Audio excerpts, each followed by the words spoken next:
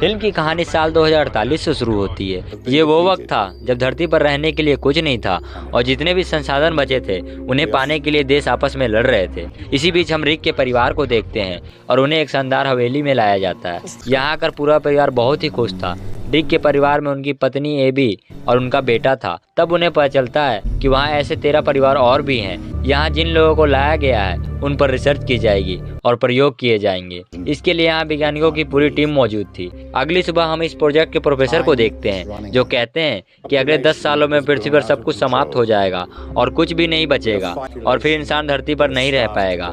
उस वक्त हमारे पास एक ही रास्ता है और वो है टाइटन, क्योंकि धरती पर रहने के बाद इंसानों के लिए एक और जगह है जो कि एक बहुत बड़ा चांद है। लेकिन इस समय वहाँ इंसानों का रहना संभव नहीं है क्योंकि वहाँ मीथेन गैस की बारिश होती है और हवा में नाइट्रोजन गैस मौजूद होती है। वहाँ ठंड भी बहुत होती है और अगर हम चाहते हैं कि इंसान वहाँ रहे तो हमें इंसानों के शरीर में कुछ बदलाव करने होंगे। इसलिए हमारे यहाँ कुछ परिवारों को चुना गया है। उन्हें 5000 लोगों में से चुना जाता है और रिक भी यही था जिसे हमने कहानी की शुरुआत में देखा था, जिनके परिवार को हवेली में लाया गया था। और रिक का कहना है कि हम सभी अपनी मर्जी से इसमें शामिल हुए हैं। फिर डॉक्टर उसे अपने साथ ले जाते हैं और उसे इंजेक्शन लगा देते हैं और उसे बताया जाता है कि एक हफ्ते में उसे ढेर सारे इंजेक्शन दिए जाएंगे जो उसके शरीर को बदल देगा, यानी कि उसके शरीर में काफ़ी सारे बदलाव आएंगे और तब उसका शरीर ऑक्सीजन से ज़्यादा नाइट्रोजन ले सकेगा। अब जब रिक के घर में पार्टी थी, उसकी पत्नी जिसका नाम एबी था वो बहुत ही ज़्यादा ड्रिंक कर लेती है जिससे वो बीमार हो जाती है। अब जब रिक अपनी पत्नी के साथ जा रहा था तभी रिक की पत्नी एबी देखती है कि उसे बहुत तेज बुखार था। एबी कुछ दिनों के बाद सभी परिवार को प्रयोग के लिए पानी के पूल में लाया जाता है और देखा जाता है कि पानी में कौन कितना देर बिना सांस लिए रह सकता है। लेकिन एक एक करके सभी बाहर आ गए, लेकिन रिक और एक लड़की 40 मिनट तक पानी में बैठे रहते हैं। 40 मिनट बाद दूसरी लड़की की सांसें भी कम होने लगी और वह पानी से बाहर आती है, लेकिन रिक अभी भी पानी में था और धीरे धीरे उसकी धड़कन भी कम हो रही थी और साइंटिस्ट बाहर से रहते हुए भी उसकी सारी हार्टबीट को देख रहे थे। इससे पहले कि कुछ होता रिक खुद बाहर आ जाता है और हर कोई उसके लिए ताली बजाता है क्योंकि वह सबसे ज़्यादा पानी में समय बिताता है। कुछ दिनों के बाद हमें दिखाया जाता है कि रिक को सर्जरी के लिए लाया गया था। जिस दिन उनकी सर्जरी हुई उस रात वो अपने बिस्तर पर नहीं थे। जब उसकी पत्नी एबी ने उसे देखा तो उसे ढूंढने लगती है और वह किचन में बैठा अपने शरीर पर बर्फ लगा रहा था क्योंकि उसे काफ़ी गर्मी लग रही थी। इसके बाद एबी उसके लिए और बर्फ लेकर आती है और वह एबी से कहता है कि उसे बिल्कुल भी ठंड नहीं लग रही है। इसका मतलब यह था कि जिन लोगों को टाइटन में भेजे जाने की तैयारी की जा रही थी, रिक पर भी उसी का असर हो रहा था क्योंकि टाइटन पर बहुत ठंड थी और जरूरत थी एक ऐसे शरीर की जिसे बिल्कुल ठंड न लगे। लेकिन फिर भी उनके बीच सबसे बड़ा टकराव मीथेन गैस और नाइट्रोजन का था। इन सभी को मीथेन गैस के पानी में तैरने को कहा जाता है। उन्हें एक खास तरह का मास्क भी दिया जाता है जिससे नाइट्रोजन की कमी हो जाती है। वे मास्क पहनते हैं और बहुत दूर तक दौड़ते हैं। दरअसल वे टाइटन के लिए तैयारी कर रहे होते हैं। कई दिन ऐसे ही बीत जाते हैं। एक दिन जब रिक बाथरूम में था तो उसने देखा कि उसके बाल झड़ रहे थे। इसका मतलब था कि उनके शरीर में काफ़ी बदलाव आ रहे थे। यहाँ एक और लड़का था, उसके साथ भी यह सब हो रहा था। सभी समझ गए थे कि उन्हें जो कुछ भी हो रहा है उन्हीं दवाओं का और एक्सपेरिमेंट का नतीजा है जो उन्हें टाइटन में भेजने के लिए किए जा रहे थे। उसी समय यहाँ एक लड़की की मौत हो जाती है और उस लड़की को मरता देखकर सभी को बहुत ही चिंता होती है। सभी डरे हुए हैं क्योंकि उन्हें भी वही दवाएं दी गई हैं, यानी कि उनकी जान को भी खतरा है।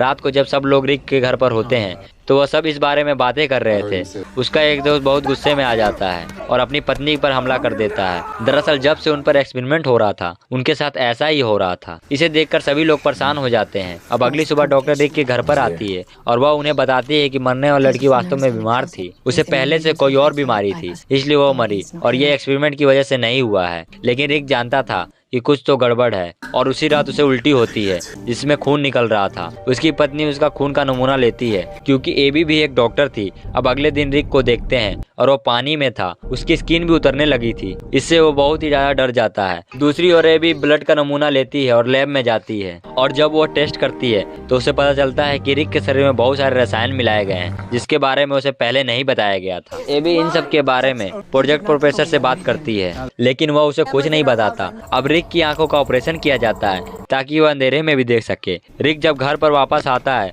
तो उसकी आंखों से खून बहने लगता है। उसे फिर से अस्पताल ले जाया जाता है। एबी फिर से प्रोफेसर से बात करने की कोशिश करती है लेकिन वह उसका जवाब नहीं देता और चला जाता है। अब जब एबी घर आती है तो उस आदमी को देखती है जो पहले से गुस्से में था। अब उसे और भी गुस्सा आ रहा था और उसने अपनी पत्नी को भी मार डाला था।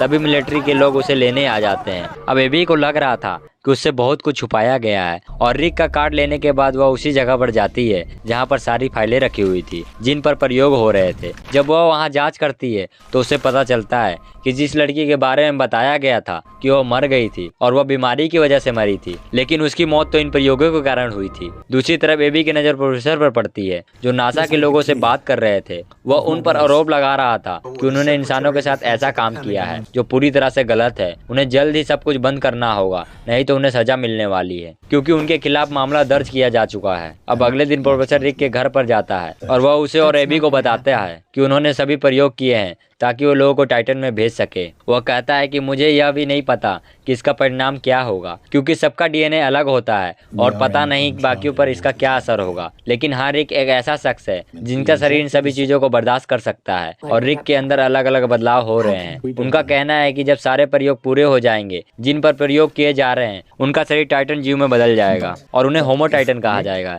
लेकिन हम नहीं जानते कि कौन कैसा होगा, क्योंकि हर किसी का डीएनए अलग होता है। यह सब सुनकर रिक और एबी बहुत परेशान हो जाते, लेकिन अब रिक बहुत आगे आ चुका था और उसकी एक बार फिर से आंख की सर्जरी होती है जिससे वो अंधेरे में भी देख सकता था। अब वो पानी में बैठ सकता था और चीजों को महसूस कर सकता था। इसके बाद जिन जिन लोगों पर प्रयोग किया गया था वो सभी मर जाते हैं, केवल रिक और उसके दोस्त ही बच जाते हैं। जब रिक की पत्नी एबी उस लैब में देखने आती है, वो उसे देखकर हैरान रह जाती है, क्योंकि रिक पूरी तरीके से बदल चुका था। उसके शरीर में बाल नहीं थे और ना ही उसके कान थे। जब रिक एबी और अपने बच्चों को देखता है तो वह उन्हें पहचान लेता है, लेकिन वह उनसे बातें नहीं कर सकता था, क्योंकि जब से उसका शरीर बदल गया है तो वह बहुत धीमी आवाज में बोल सकता था, यानी कि एक ऐसी आवाज जिसे कोई सामान्य व्यक्ति नहीं सुन सकता। इसके बाद रिक को घर भेज दिया जाता है। रात में उसका दोस्त रिक के घर आता है जिसके हाथ पर खून लगा था। वह भी गुस्से में आ जाती है और अपने पति को मार डालती है। जब सोल्जर को इस बारे में पता चलता है तो वह रिक और उसके दोस्त को लेने आ जाते हैं, क्योंकि वह लोग अब सबके लिए खतरनाक थे। फौजी ने रिक के दोस्त को मार डाला था, लेकिन रिक अपनी ताकत से सभी को मार डालता है और अपनी जान बचाकर भाग जाता है। एबी रिक को फॉलो करती है। रिक अभी भी एबी को बहुत प्यार करता था। जब वो एबी का हाथ पकड़ता है तो वह उसका मन पढ़ना शुरू कर देता है, जो उसकी नई ताकत थी। हाँ, रिक अब किसी की मन की बात पढ़ सकता था। फिर एक हेलीकॉप्टर आता है। एबी के कहने पर रिक ने खुद को उनके सामने सिलेंडर कर दिया था। रिक को लैब में वापस लाया गया था। वहाँ पर प्रोफेसर एबी से कहते हैं कि तुम्हें रिक को इंजेक्शन देना है। जैसे ही आप रिक को इंजेक्ट करेंगे वह अपनी पुरानी जिंदगी के बारे में भूल जाएगा और यह रिक के लिए अच्छा है, क्योंकि अब हम उसे टाइटन भेजने जा रहे हैं। जब एबी रिक के पास आती है तो वह उसे इंजेक्शन देती है। हालांकि रिक मना कर रहा था, क्योंकि वो अपनी पुरानी यादों को भूलना नहीं चाहता था। जैसे एबी ऐसा करती है और वो अपने दोस्त को वहाँ से ले जाती है और अपने बेटे के साथ वहाँ से चली जाती है। उसके जाने के बाद रिक सभी सैनिकों पर हमला करता है और उन्हें मारकर घर वापस आ जाता है। दरअसल एबी ने रिक के शरीर पर इंजेक्शन नहीं लगाया था ताकि उसे टाइटन ना भेजा जाए। वह घर वापस आ जाता है और अपनी पत्नी और बेटे से मिलकर बहुत खुश होता है। लेकिन तभी फौजी के लोग वहाँ आ गए थे और उनके साथ एक प्रोफेसर भी था। वो कहते हैं कि रिक को हमारे साथ जाना होगा, हम उसे टाइटन भेजने जा रहे हैं, क्योंकि अब वह कभी इंसान नहीं बन सकता और ना ही वह पृथ्वी पर रह सकता है। अगर वह जिंदा रहना चाहता है तो उसे टाइटन जाना होगा। एबी भी यह समझ जाती है और वह रिक से कहती है कि शायद आपके जाने का समय हो गया है, आपको वापस जाना होगा। अब रिक को टाइटन भेजा जाता है। इस घटना के कुछ समय बाद दिखाया जाता है अब उस लैब की देखभाल रिक की पत्नी एबी और उसकी फ्रेंड कर रही थी और नए नए प्रयोगों पर रिसर्च कर रही थी ताकि इंसानों को टाइटन भेजा जा सके।